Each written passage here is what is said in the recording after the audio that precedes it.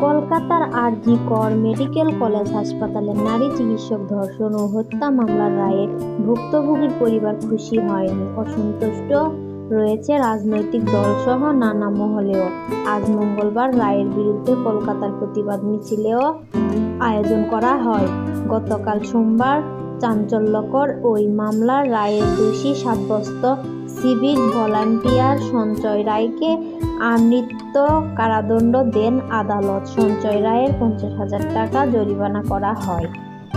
এ রায় শুনে সন্তুষ্ট হতে পারেননি ধর্ষণ হত্যাকাণ্ডের শিকারী নারী চিকিৎসকের মা-বাবা ও জুনিয়র চিকিৎসকেরা। তারা বলেছেন, জঘন্য এ অপরাধের শাস্তি হওয়া উচিত ছিল মৃত্যুদণ্ড। ভারতের কেন্দ্রীয় তদন্ত সংস্থা সিবিআই এ ঘটনার তদন্ত করে তাদের দেওয়া চার্জশিটে উল্লেখ করা হয়েছিল, এ ঘটনা বিরলের মধ্যে বিরলতম।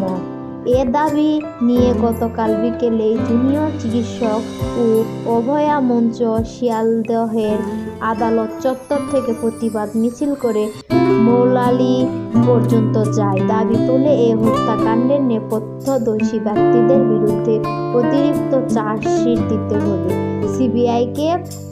একদিকে এই রায়কে চ্যালেঞ্জ জানিয়ে রাজ্য সরকারও উচ্চাদালতে যাবে। জুনিয়র চিকিৎসকদের সংগঠন একই দাবিতে আদালতের শরণাপন্ন হচ্ছে। রাজ্য ক্ষমতাসীন তৃণমূলের রাজ্য নেতা মুখপাত্র কুণাল ঘোষ দাবি করেছেন, এটা একটা পৈশাচিক ঘটনা। মুখ্যমন্ত্রী মমতাও চেয়েছিল জঘন্য অপরাধের শাস্তি হোক ও মৃত্যুদণ্ড হোক। তাই রাজ্য সরকার এ রায়ের বিরুদ্ধে উচ্চ আদালতে আপিল করবে।